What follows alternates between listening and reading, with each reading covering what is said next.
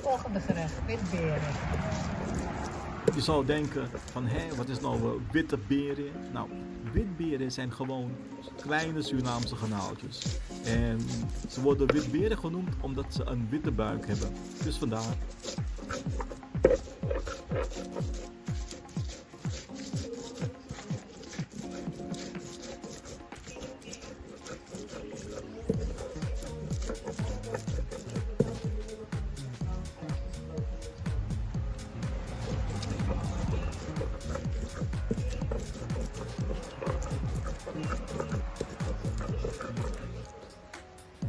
Het is geen stamper hoor. Ouderwetse. Ja. Silhora. Het is van je ouders geweest, hè? Ja. Dus het is een heel oud ding. Meer dan 100 jaar oud. Ja.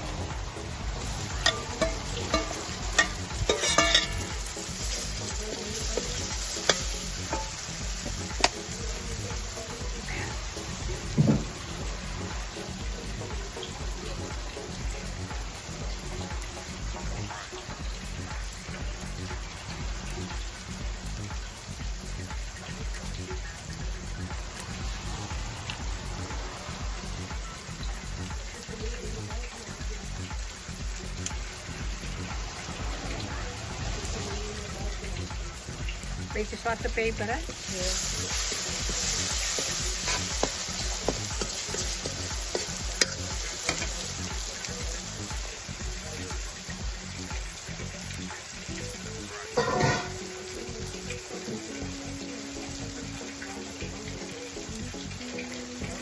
Witberen. Witberen. Witberen.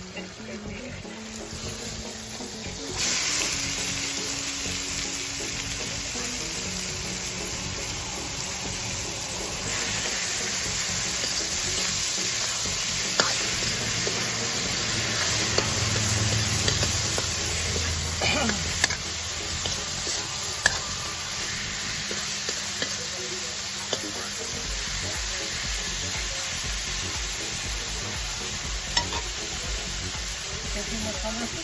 Nee. Is goed.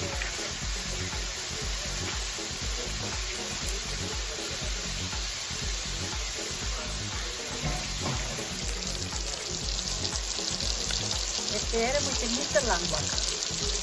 Maar even. Anders wordt het taai, het moet smal blijven.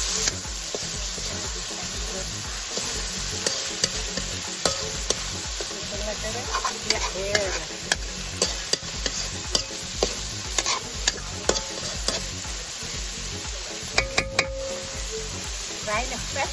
Kijk, zie je?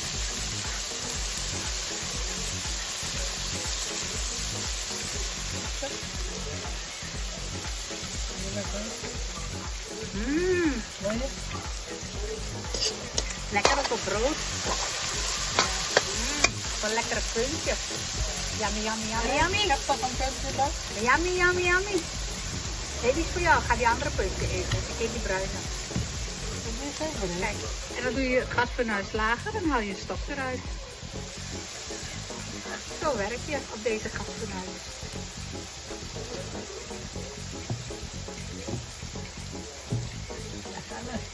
Klaar. Kijk, klaar. Gasfornuis op laag gezet.